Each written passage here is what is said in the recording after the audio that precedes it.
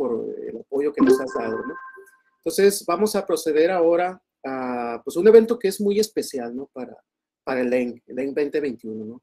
Y que es la presentación del libro del doctor Sosa, titulado Inteligencia Artificial aplicada a robótica y automatización. Bueno, en este caso los autores son el doctor Humberto Sosa y el doctor Fernando Reyes Cortés, ¿no?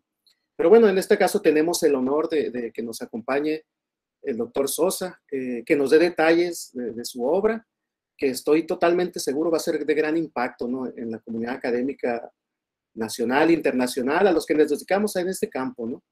Entonces, bueno, pero antes quisiera dar una breve semblanza de uno de lo que yo considero en lo personal, y estoy seguro que es así, uno de los grandes referentes de la computación en México, ¿no? Que es el doctor Sosa. Entonces voy a dar una breve semblanza.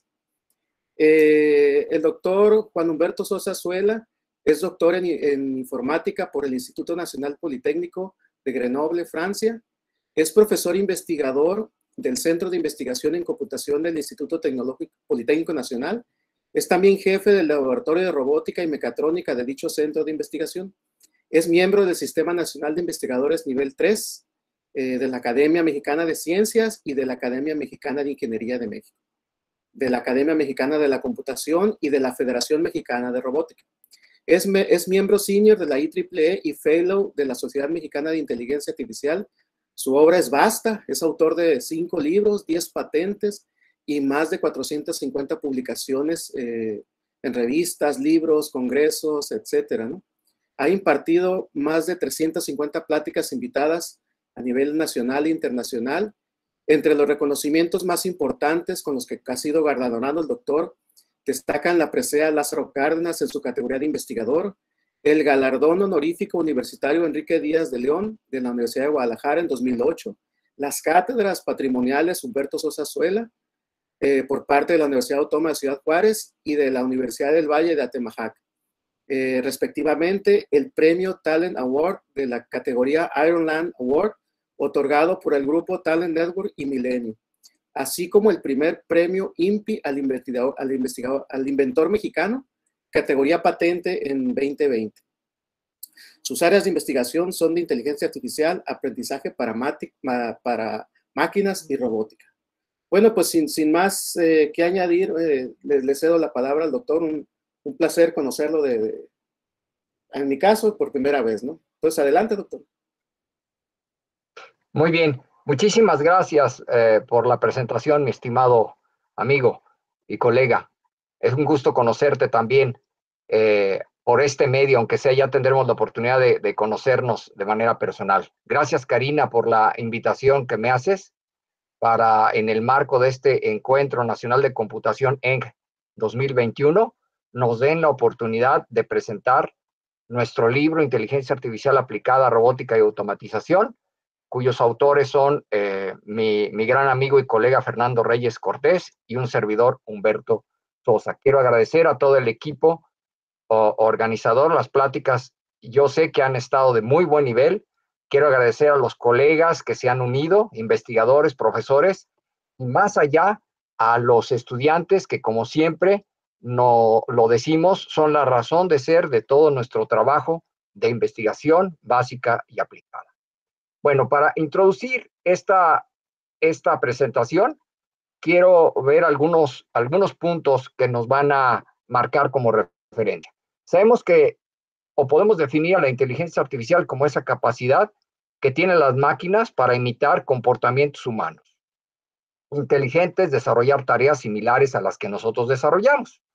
También la podemos ver como la ciencia y la ingeniería de las máquinas que hacen 2 cosas.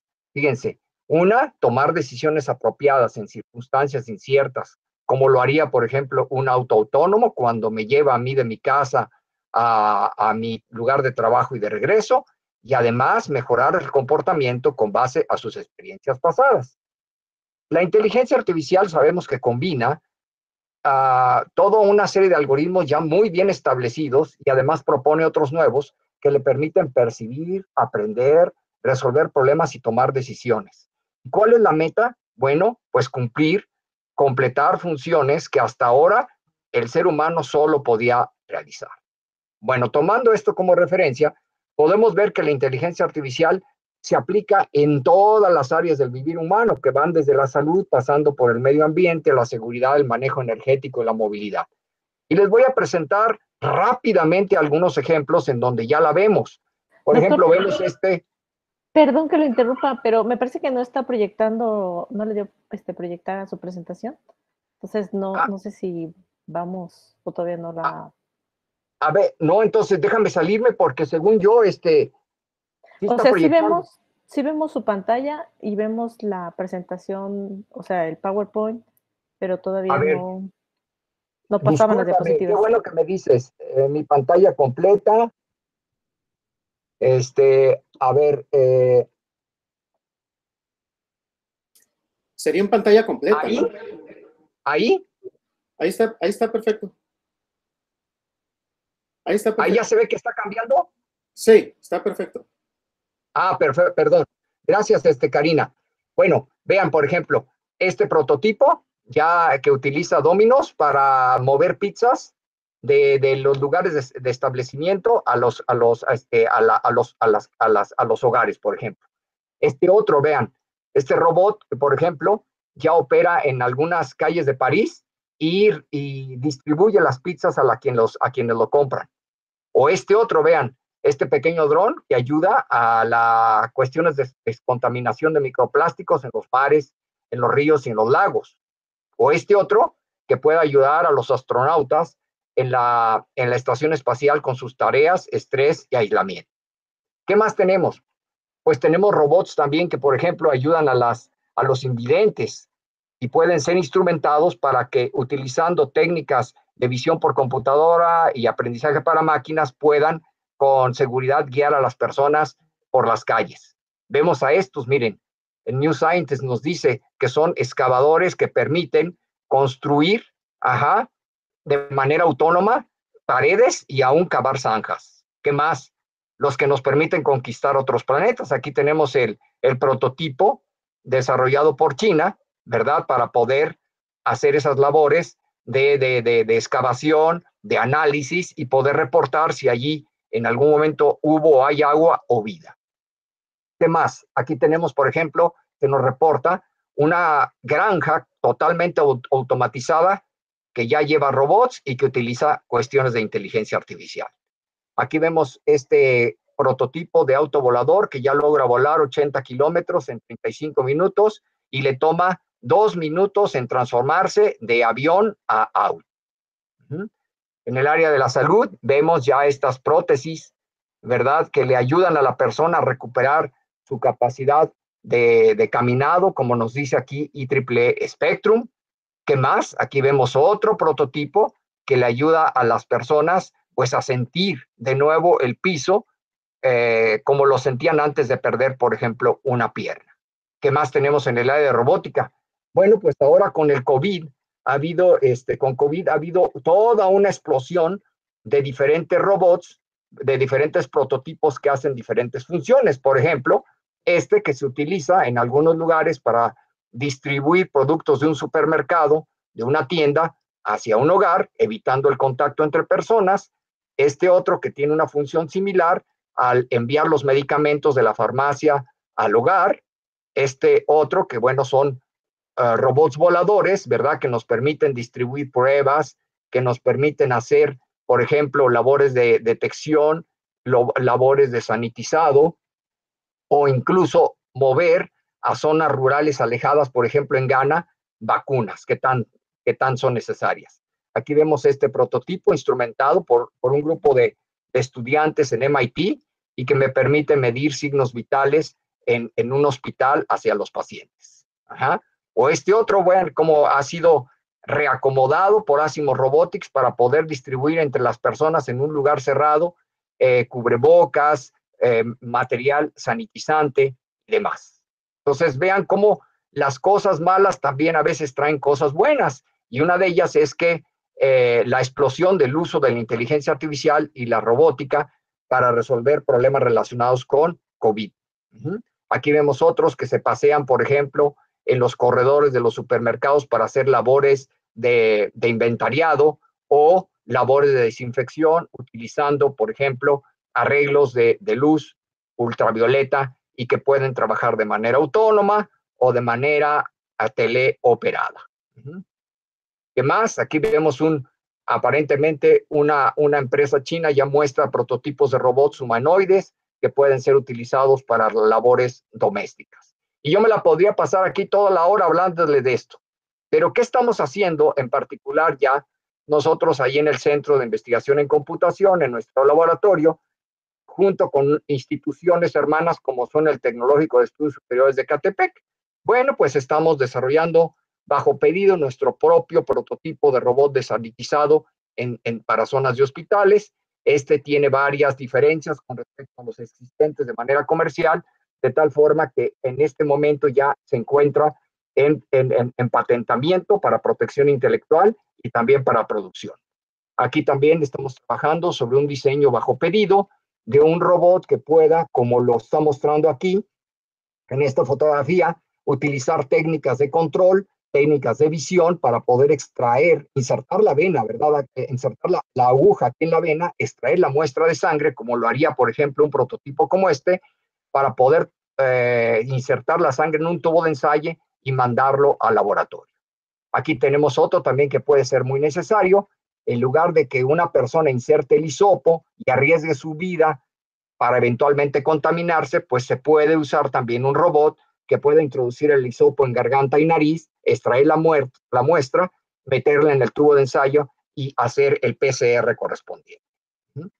Bueno, entonces hasta aquí es la parte de aplicaciones. Nada más para motivarlos a ustedes, todo lo que podemos hacer con estas nuevas herramientas, bueno, ni tan nuevas, ¿verdad? Pero que sí se las ha encontrado una aplicación muy importante hoy por hoy. Entonces, una de las acciones que yo creo y confío que debemos como investigadores hacer es escribir libros.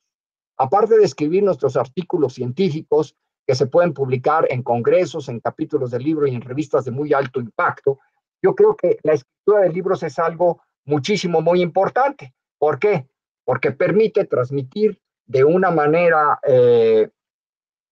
específica, fácil, hacia el estudiante un conocimiento que éste deba de adquirir para su formación. Y aquí les muestro nuestros 3 últimos libros, por ejemplo, orientados a la programación avanzada de vehículos aéreos. Este que está aquí sería, digamos, que la versión correspondiente en coreano de este libro que está aquí.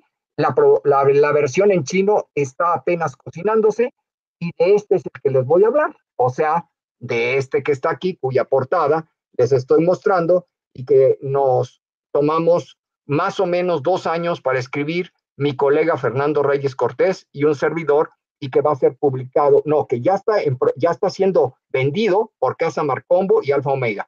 Al final les voy a dar algunos links donde pueden ustedes adquirir. Entonces, el contenido del libro en una lámina es este.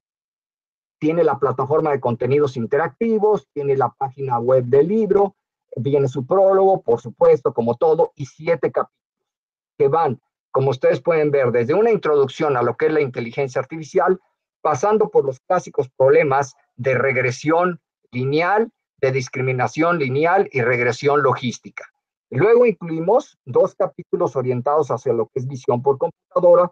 ¿Por qué? Porque pues siendo una de las ramas de la inteligencia artificial, vemos que es una de las que tiene más aplicaciones, orientadas hacia el tratamiento de imágenes y el reconocimiento de patrones. Y finalmente terminamos con 2 capítulos más orientados hacia lo que sería el cómputo neuronal. Entonces voy a hablar, aparte vienen las referencias a los sitios web, las referencias comunes y el índice analítico. Voy a hablar entonces un poquito más en detalle de lo que está aquí y algunos luego se han de ver fijado que no se incluye todo. Por supuesto, si uno incluyera todas las temáticas de la inteligencia artificial, este libro sería extremadamente grande. De hecho, se tendría que escribir en varios volúmenes. Por eso es que cuando Fernando y yo decidimos escribir este libro, decidimos orientarlo hacia estas temáticas. Entonces, no es un libro que contenga todo, pero sí es representativo. Entonces, en el primer capítulo, como ustedes pueden ver, después de una introducción donde hacemos las diferencias del cómputo basado en inteligencia artificial y el tradicional, hablamos sobre el estado del arte, damos una definición de qué es la inteligencia artificial, hablamos sobre los diferentes tipos de inteligencia artificial, damos una breve historia para que el estudiante se sitúe de dónde viene. También hablamos sobre las aplicaciones comerciales o algunas de las aplicaciones comerciales que esta tecnología puede tener, de las líneas de investigación que derivan de ella, cuáles son los retos actuales para su implementación. Hablamos de por qué por hoy es el tiempo de la inteligencia artificial y vemos que vino para quedarse. ¿Cuáles son los enfoques para el diseño de máquinas inteligentes? Hablamos de dos aspectos muy importantes relacionados con ellos, que son la ética en el uso, que es algo que yo considero que es muy importante para todo aquel que quiera aprender cuestiones relacionadas con inteligencia artificial. Algunas estadísticas, finalmente viene el contenido, el resumen como siempre y un conjunto de problemas propuestos. Esto lo van a encontrar ustedes a lo largo de todos los capítulos, un resumen y un conjunto de problemas propuestos. En el capítulo 2, que tiene que ver con regresión lineal, después de la introducción, vemos la mecánica, cómo es la mecánica del aprendizaje para máquinas. Vemos algunos conceptos que todos ustedes conocen que tienen que ver con escalares, vectores, productos internos, matrices diagonales, transpuestas, suma matricial, producto matricial, determinante, matriz adjunta, inversa de una matriz, etcétera, etcétera, etcétera. Después hablamos de los 4 tipos de aprendizaje: supervisado, semisupervisado, no supervisado y por reforzamiento.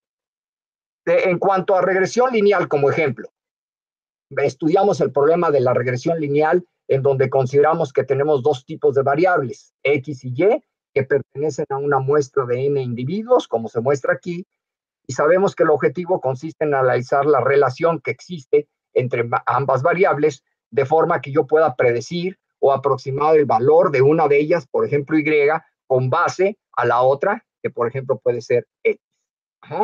Sabemos que a Y se le llama variable respuesta o variable dependiente, mientras que a la X le llamamos variable regresora o explicativa. Y esta es la manera en la cual nosotros resolveríamos el problema. Entonces, el problema consiste en encontrar estos valores de beta.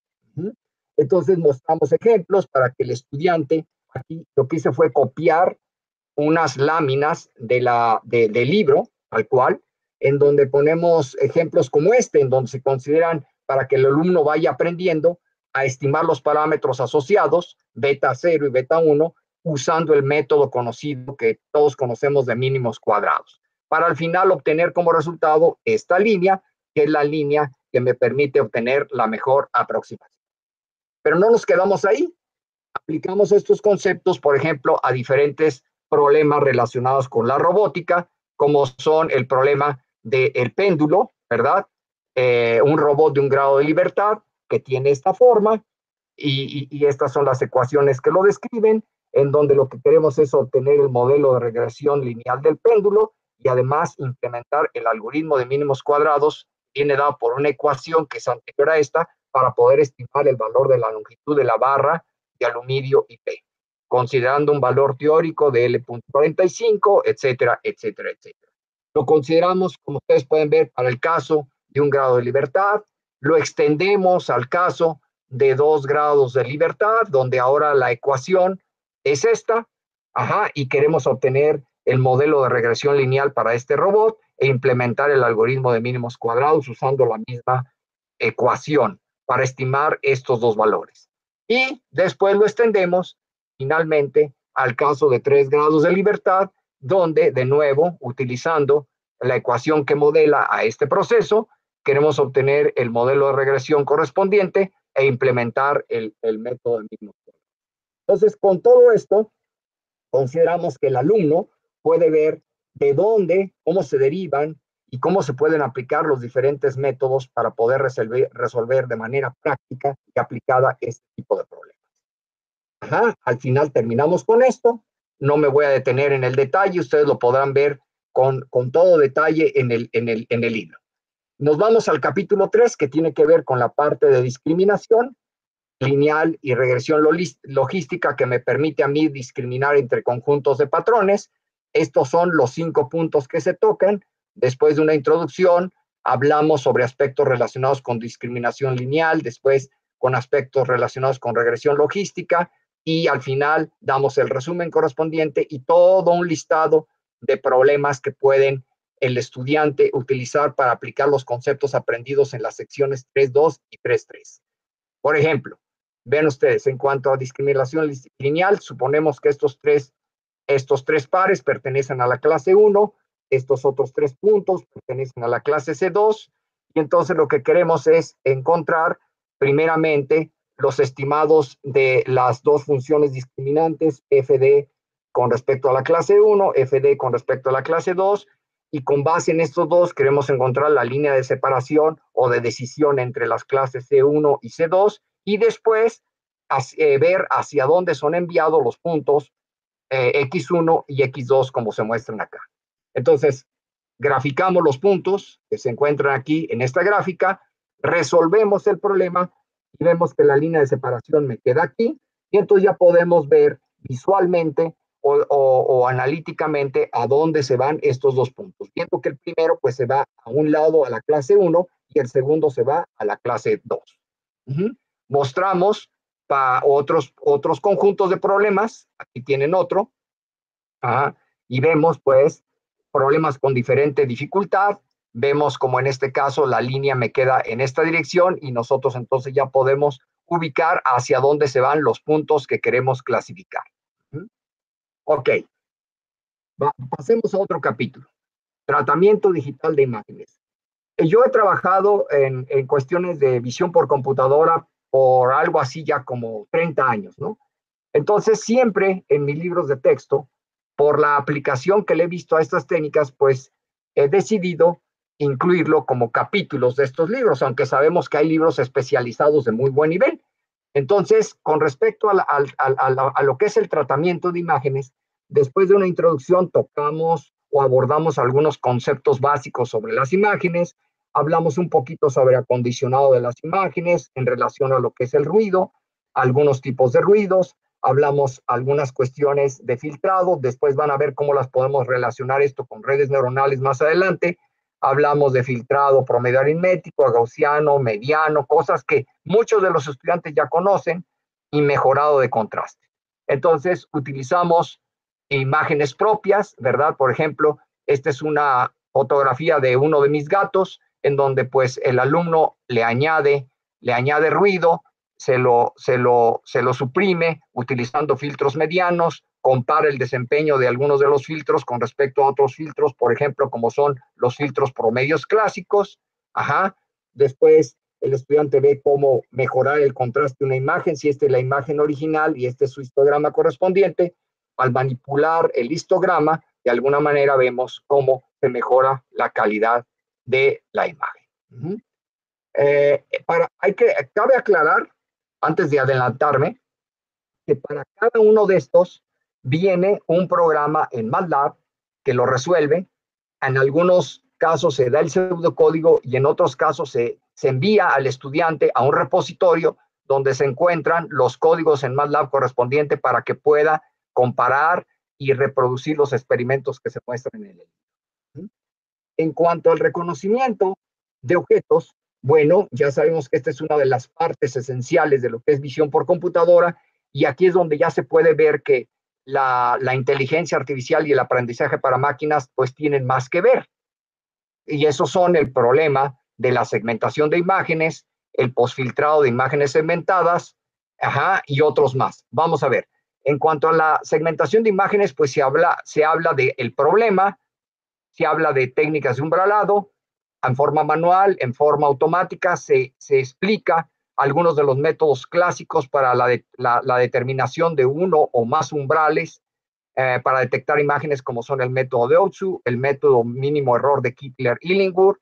Después se habla de que si estas técnicas tienen errores, bueno, cómo pueden deshacerse de esos elementos parásitos que pueden entorpecer al final el reconocimiento o detección de los objetos. Se habla también, vean ustedes, de algunas técnicas de etiquetado de componentes conectadas que me permiten a mí delimitar cada una de las regiones segmentadas.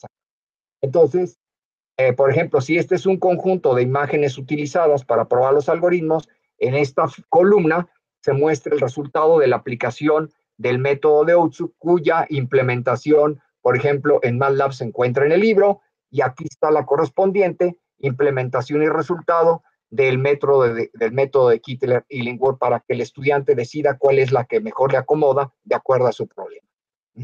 Aquí vemos una imagen que puede ser cualquiera de estas, ya binarizada, ya aquí tenemos otra, y aquí tenemos sus 3 correspondientes etiquetados, marcados con diferentes niveles de gris para que el estudiante pueda ver que los colores denotan la etiqueta correspondiente a cada uno de estos objetos. A partir de aquí ya podemos extraer rasgos que pueden ser utilizados en forma manual o en forma automática para poder describir cada uno de estos objetos, pasar esos vectores de rasgos a una red neuronal, por ejemplo, para su correspondiente clasificación y determinación de que esto es una tuerca, esto es una T, este es un objeto con 7 hoyos y qué sé yo. Entonces, en la sección 5.4 de ese capítulo 5, se habla sobre cómo se puede describir en forma tradicional un objeto a través de rasgos descriptivos y sus propiedades, cómo estos rasgos pueden ser de carácter global o local. Damos ejemplos como son el factor de compacidad y cómo se puede calcular. Hablamos de los clásicos momentos de Hugh, que se utilizan todavía para algunos ejemplos. Hablamos de su derivación y cómo estos pueden ser invariantes a traslaciones, denominándose momentos centrales. Después hablamos de su propiedad de invarianza, de su propiedad de invarianza a cambios de escala, y al final obtenemos los clásicos 7 momentos de Hugh, invariantes a traslaciones, rotaciones y escalamiento. Hablamos de cómo a partir de esto se puede determinar la posición de un objeto en una imagen, su orientación. También hablamos acerca de rasgos de tipo topológico o estructural, como son las características de Euler. Proponemos algunos métodos clásicos y algunos métodos novedosos que ustedes no van a encontrar en la literatura. Todo esto lo van a encontrar en esta sección. Y al final hablamos de cómo los objetos pueden ser descritos.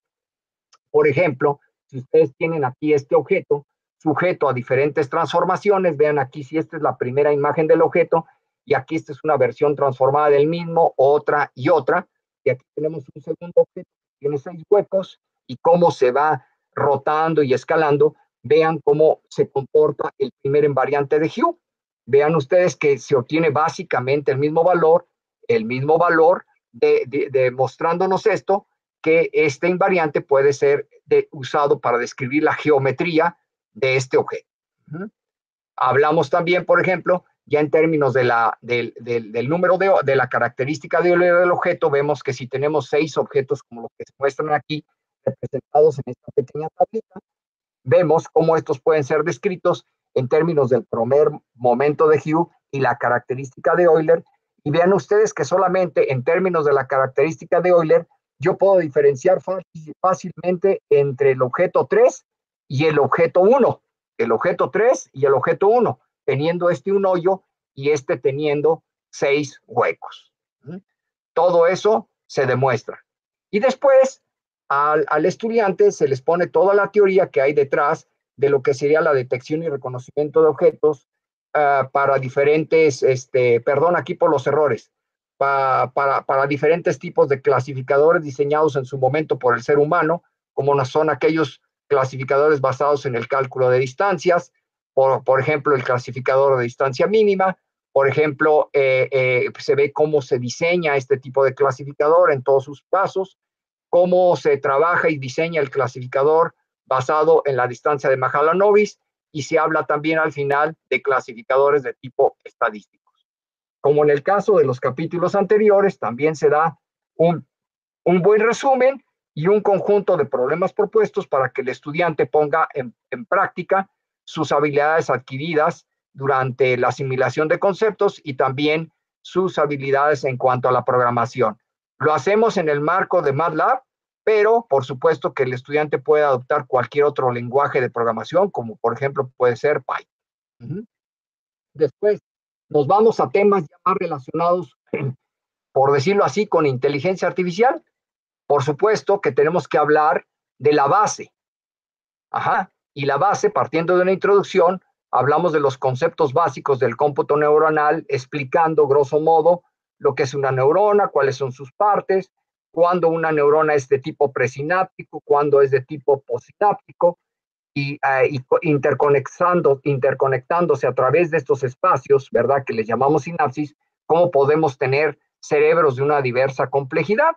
Entonces, tomando esta idea, ¿verdad?, de la naturaleza, es que el ser humano, en un momento dado, propone un modelo artificial, que en este caso, el más simple, pues sería una neurona con una sola entrada, ¿verdad?, que nos da como resultado esta activación R, la cual es introducida hacia una función que lo toma como argumento, que se conoce como función de activación. Se muestra el caso para una entrada sin vías y una entrada con vías. Después se extiende el concepto hacia una neurona de primera y de segunda generación que utiliza como operación base el producto punto, como ustedes pueden ver, que ya tiene n variables o sin vías y n variables más 1 ya con vías. Enseguida, pues se dan diferentes ejemplos de funciones de transferencia, desde las clásicas como son el límite duro simétrico, la función lineal saturada, la sigmoide, la tangente hiperbólica. Se explican también la operación de las funciones actuales como la ReLU con pérdidas y demás. Enseguida se extiende el concepto de neurona, ¿verdad?, o de perceptrón a una capa, en donde ya tienen ustedes tantas neuronas como clases pudieran tener acá. Después se extiende más adelante el concepto a neuronas acomodadas en capas. Aquí por ejemplo, se muestra un ejemplo con una, con dos, hasta donde llegue aquí, que todas son el conjunto de capas intermedias, hasta llegar a la capa de salida. Todos esos conceptos son explicados a lo largo del libro. Se habla, como ejemplo, se toma la primera que surge en la literatura, que es el modelo de Makulo-Pitts, que es la unidad de umbralado lógico, que tiene este conjunto de entradas, se dan sus propiedades, después se explica cómo esta máquina tan sencilla puede operar como un separador lineal entre clases al trabajar con este problema en el plano, y cómo al ajustar los parámetros podemos ver que esta máquina puede separar a estos tres patrones de este que está aquí. Y también se habla de la explicación de por qué funcionan estas máquinas desde un punto de vista algebraico, hablando del producto interno. Se habla del concepto de proyección de un vector, de cómo la unidad de umbralado lógico actúa como una máquina de separación lineal, y después entramos a uno de los conceptos importantes, que es el de aprendizaje en una red neuronal. Se aplica al caso de la unidad de umbralado lógico, utilizando este principio que se utiliza, por ejemplo, también en teoría de control.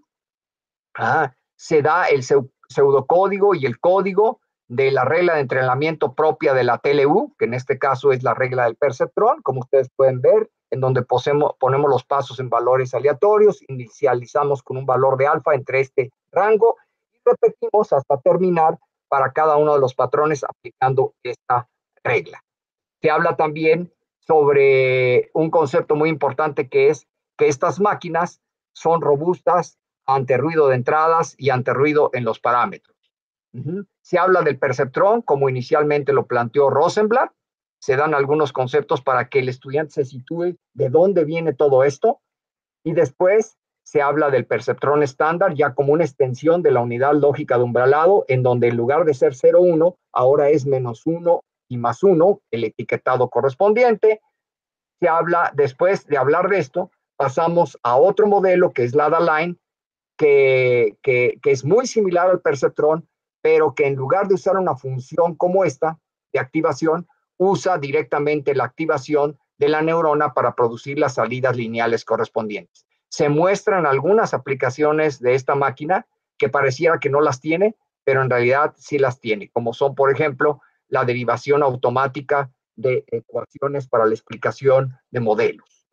Se habla de la derivación de la regla delta y de cómo se puede aplicar esta en un pseudocódigo para el entrenamiento de este tipo de máquinas lineales.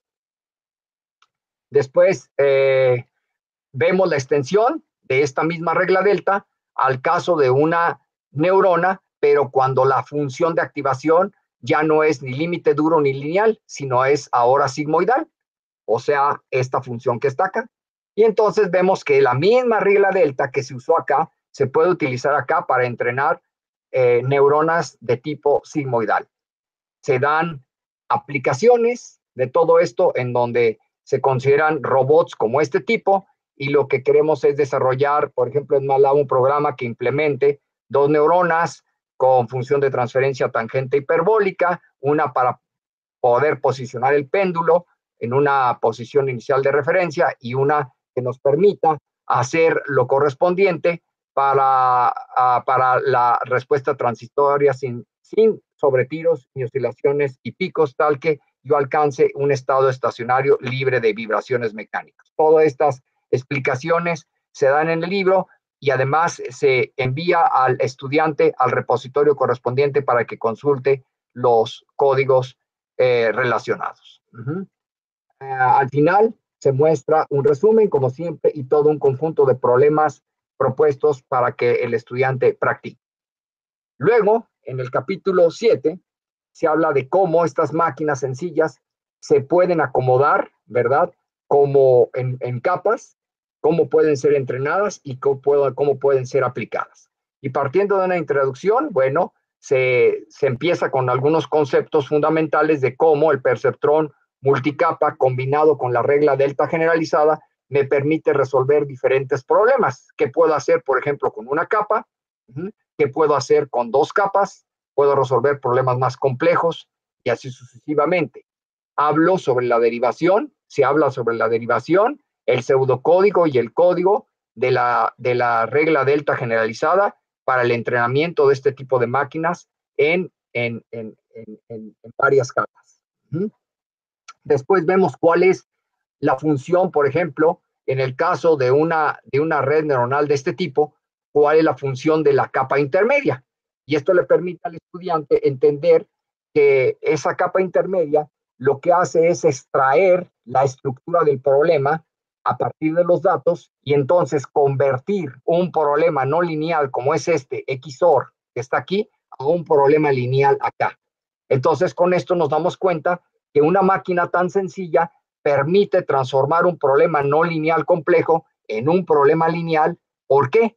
Porque la máquina asociada que tenemos aquí es lineal y esta requiere que entonces el problema a su entrada sea precisamente lineal. Por eso es que se considera conveniente dar esta explicación. Después, en la sección 724, se habla de cómo podemos acelerar el proceso de entrenamiento añadiendo el término de momento, y terminamos esta parte con algo que está muy de moda, ¿verdad? Que tiene que ver con las redes neuronales convolucionales. Damos algunos conceptos relacionados con ellas, mostramos algunos ejemplos. Mira, vean, por ejemplo, este donde yo lo que quiero detectar es la presencia de un borde vertical con respecto a un borde horizontal. Mostramos los diferentes pasos, qué es lo que va dando a través de las operaciones de convolución, las operaciones de reducción que se muestran aquí, para al final obtener los vectores descriptores que se van a obtener a este nivel y que van a ser utilizados por una red neuronal todo conectada que me va a permitir decir, por ejemplo, en este caso tan sencillo, determinar si hay un borde horizontal o vertical. Se muestran varios ejemplos que le orientan al alumno de por qué y cómo funcionan este tipo de máquinas. Al final terminamos con el resumen y, por supuesto, los problemas propuestos. Y bueno, entonces, el libro, aquí tienen ustedes una descripción, no la voy a leer, ustedes la pueden leer con calma, yo les puedo dejar la presentación, pero creo que lo importante es también ver que este libro ya está en venta por el momento en España. Ustedes lo pueden adquirir en papel, lo pueden adquirir también, por ejemplo, en Todos Tus Libros, lo pueden adquirir en la Casa del Libro, en forma electrónica. Entonces, el libro ya está disponible tanto en papel como en electrónico en diferentes casas, ¿sale? Por el momento, Marcombo lo está ofreciendo solamente en España, aunque ya lo puede uno comprar encargándolo, por ejemplo, puede uno, si quiere, esperarse a que aparezca por Casa Alfa Omega. En estos días debería de estar ya apareciendo por acá en América Latina, en México, en Colombia, en Perú, en fin. Se espera que se venda en toda Hispanoamérica. Ahora, yo voy a hablar finalmente de algunos consejos. Creo que esto les puede interesar a algunos de ustedes, colegas, de cómo escribir un libro y por qué es importante escribir un libro. Primero, déjenme decirles que, al menos para mí, yo ya con este sería mi quinto libro de texto que publico. Yo he visto que un libro es una manera de dejar un legado hacia la posteridad, hacia los alumnos, de la transmisión de un conocimiento que ya está establecido o de un conocimiento que uno mismo haya propuesto, para que los alumnos utilicen ese conocimiento de la mejor manera para poder complementar sus cursos, su formación. Debemos de elegir en esto si el libro es de corte científico o de texto. En lo particular, yo me oriento más a los libros de texto, pero ustedes pueden escoger la dirección de su libro. Recuerden ustedes que un libro de texto debe de ser un libro completamente autocontenido. Esa es una de las grandes diferencias. Y esto se manifiesta en las explicaciones, son bastante accesibles a los alumnos, muchos ejemplos para que entiendan los conceptos y toda una serie de ejercicios para que ellos puedan practicar. Entonces, lo primero que tenemos que decidir es si nuestro libro es de corte científico o de texto. Déjenme decirles que en lo particular, el libro que más se vende es el de texto. Y eso es por razones obvias, ¿verdad? Si su libro es un buen libro, si es de texto se va a vender más en general que un libro de tipo científico, porque este es un libro que va enfocado hacia un sector muy particular de la población, mientras que este es un libro más general. Después ustedes deben de seleccionar el idioma del libro. Yo les diría que escribieran en español, pero yo creo que actualmente debemos de escribir libros en estos tres idiomas al menos. En inglés, por la ampla difusión que pueden tener. Español, porque hay muy pocos ejemplares de libros en ciertas temáticas que, aunque existen, por ejemplo, en inglés, en español no existen. Por ejemplo, ustedes menciónenme cuántos libros de inteligencia artificial hay en español y no van a encontrar muchos. En cambio, en inglés, ustedes van a encontrar centenas de libros, decenas de libros. En materia, por ejemplo, de redes neuronales, ustedes se van a encontrar centenas de libros, ¿sale? Y competir en inglés con un buen libro en esa materia es muy complicado. Entonces, yo les aconsejaría que empezaran en español. Y si quieren también impactar al mundo, también hay que aprender a escribir en chino. Después, escoger el tema. Por ejemplo, programación en Python, redes neuronales profundas, modelos avanzados de redes neuronales. Nosotros estamos escribiendo, por ejemplo, un libro de Python en español, con muchos ejemplos. Estamos también escribiendo un libro especializado a nivel introductorio en redes neuronales. Estamos también escribiendo un libro sobre redes neuronales profundas. Busquen ustedes un libro completo orientado hacia esto en español y creo que no lo van a encontrar a nivel básico y avanzado. Y además otro que no incluya los modelos que están aquí, que son modelos, por ejemplo, de procesamiento morfológico con procesamiento dendral y pulsantes. Estamos escribiendo también este libro. Ahí la llevamos poco a poco. Esperemos que en unos 2 o 3 años ya estemos lanzando al mercado al menos este de aquí y este de aquí, ¿vale? Ustedes me van a decir, pero escribir un libro es bien sencillo. No, escribir un libro es muy difícil y más si es un libro de texto, ¿sí? Es muy complejo porque precisamente necesita ser autocontenido. Finalmente, ustedes tienen que escoger la editorial. Tienen que escoger una buena editorial. Les aconsejo que sea Springer, Wiley, MIT Press, Cambridge, Taylor & Francis, aquí me faltó una N, McGraw-Hill, Prentice Hall. Nosotros escogimos por el momento esta combinación Marpombo, Alfa Omega, para que tenga una buena distribución no solo en México, sino en todo Hispanoamérica, etcétera. Y bueno, eso sería todo de mi parte, doctor, doctora. Yo quiero agradecer en todo lo que cabe a los organizadores del ENC 2021 por darnos la oportunidad de presentar esta obra. Y ahora sí, estaría yo abierto a algunas preguntas, algunas recomendaciones que nos son muy valiosas para enriquecer nuestro trabajo y para aclarar tal vez algunas dudas. Gracias. Gracias, doctor Sosa, por el listado de temarios. Creo que es un libro muy, muy interesante, ¿no?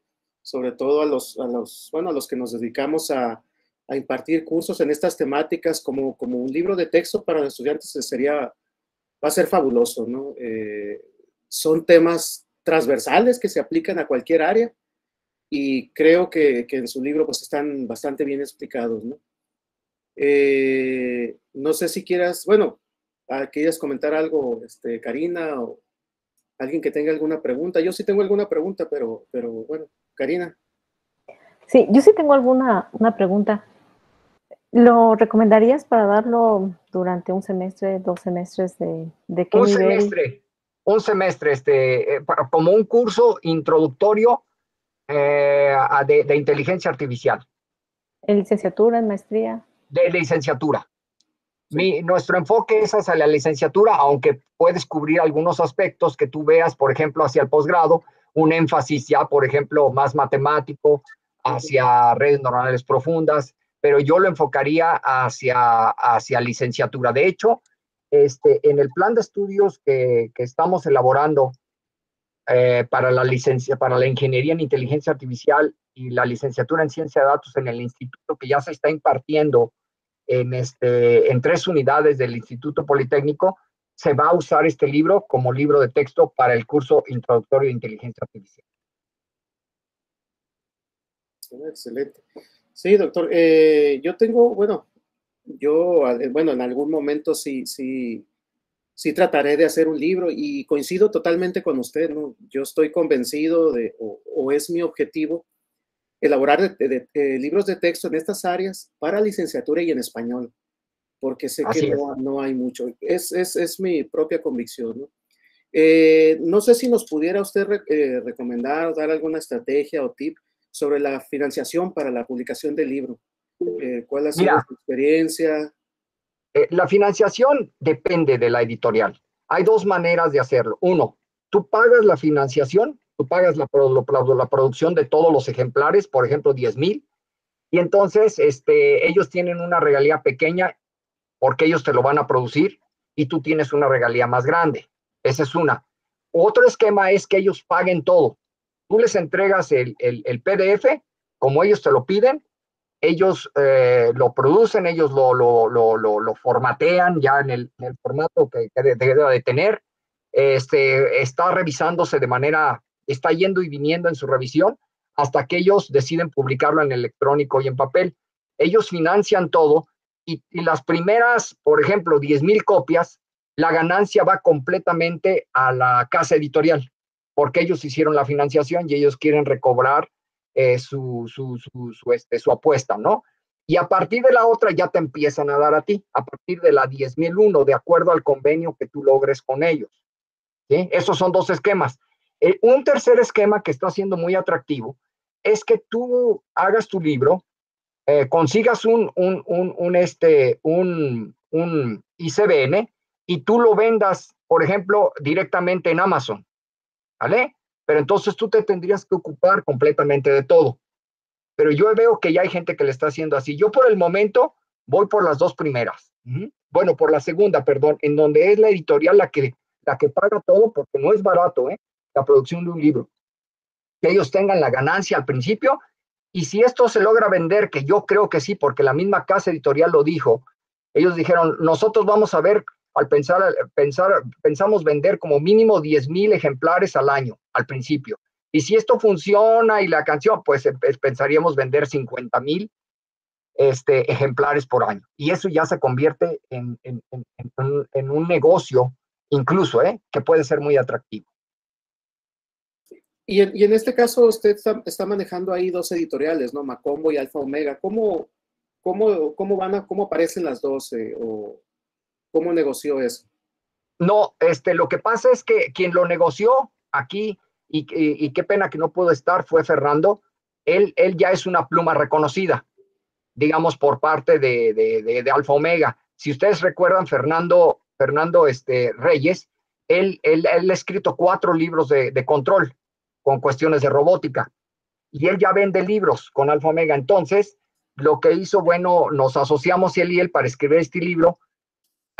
Nos comunicamos con Alfa Omega dijo sí, pero necesitamos que el libro se venda también en España. Entonces necesitamos una asociación con una editorial española, en este caso con Marcombo, puede ser cualquiera, ¿no? Y entonces las casas editoriales se coordinan, pues. Ok, muchas gracias, doctor, por sus consejos. Sí, la próxima vez, perdón, podemos decirle a Fernando que les dé una exposición de todos esos detalles técnicos, ¿sí? Que esos yo no los conozco todavía. Excelente. No sé si alguien tenga alguna pregunta. Sí. Perla Alejandra. Perla Alejandra tiene levantada la mano. Perla, por favor. Adelante, Perla. Sí, tengo una pregunta. Buenas tardes. Buenas tardes. Buenas tardes. Se me hizo muy interesante esto que acaba de comentar del libro, pero también tengo otra pregunta. Por ejemplo, para un artículo, publicarlo tiene algún costo o cómo funciona. A ver, ¿un artículo se refiere a un artículo científico? Ajá, sí. Es que no tiene que ver con esto, colega. O sea, hay que diferenciar entre un libro y un artículo. Un artículo usualmente está orientado hacia un descubrimiento o una aplicación muy específica, ¿vale? Y eso depende de la política de la revista. Hay revistas que no cobran y hay revistas que sí cobran la publicación, ¿vale? De los artículos científicos. Mientras que un libro es otro formato. Es un formato más extenso. Por ejemplo, este libro, déjenme decirle que tiene 350 páginas, ¿vale? Mientras que un artículo, ¿cuántas tiene? Pues usualmente tiene unas 10 páginas. Entonces son dos géneros independientes. Por supuesto que yo puedo tomar muchas ideas de trabajos que ya existen en artículos o míos y están plasmados en el libro, pero explicados de una manera más potable, más accesible a los alumnos. Ok. Sí, está bien. Muchas gracias. Sí, doctora, gracias. ¿Alguien tiene alguna otra duda, pregunta, comentario? En el chat, la doctora Lucía Barrón dice: muchas felicidades por la presentación del libro, Humberto, una obra que puede ser explotada por alumnos de muchas carreras. Y también la doctora Brenda Leticia Flores Ríos te dice que muchas felicidades, doctor Sosa, y colaboradores por su entusiasmo y contribución con su libro para los estudiantes interesados en el área. Yo también me uno a las felicitaciones. Muchísimas gracias. Es una muy buena idea escribir libros en español porque efectivamente en inteligencia artificial hay muy pocos, ¿no? Ahora vamos a tener esta oportunidad de poder usar en algunos cursos. Sí. Gracias, doctora. Bueno, Karina, no sé si quieras decir unas palabras finales. Pues si no tienes nada más que agregar, doctor Humberto Sosa, le agradecemos muchísimo que haya aceptado la invitación y nos haya dado la primicia de presentar este libro que estoy segura de que va a ser de gran impacto en la comunidad de ciencias de la computación. Pues, estimado doctor, muchas gracias. Fernando, muchas gracias por darnos el espacio y nos vemos a las 4 de la tarde porque tenemos muchos tutoriales y este taller también continúa con las presentaciones que... ¿Me permites decir unas palabras, Karina? Por favor, adelante. Sí, miren, pues reiterar mi agradecimiento primeramente por esta primicia, como tú lo has dicho. Ya voy a presentarlo también en una feria, en 2 ferias al menos ya. Y además, sí quiero motivarlos, colegas. Quiero motivarlos a todos. Miren, yo creo que una de las cosas que como científicos, como profesores, nos deberíamos de comprometer a hacer es escribir un libro. Un libro al menos donde plasmen ustedes toda su experiencia, todos esos años, 10, 20, 30 años, imagínense lo valioso que es eso. ¿Y quiénes van a ser los beneficiados al final? Nuestros alumnos, que yo creo que son la esperanza, pues, de nuestro país. Muchísimas gracias. Gracias, doctor Sosa. Bueno, los esperamos en 1 hora aproximadamente para la segunda parte de esta sesión, ¿no? de este taller. Entonces, pues nos vemos. Nos vemos en un ratito. Muchas gracias. Gracias. Querido Humberto. Gracias, Karina. Lo vamos a usar. Verás que sí. Gracias, gracias. Te mandamos un fuerte abrazo. Luego. Nos vemos al ratito. Sí, nos vemos al ratito. Gracias. Ya. Hasta luego.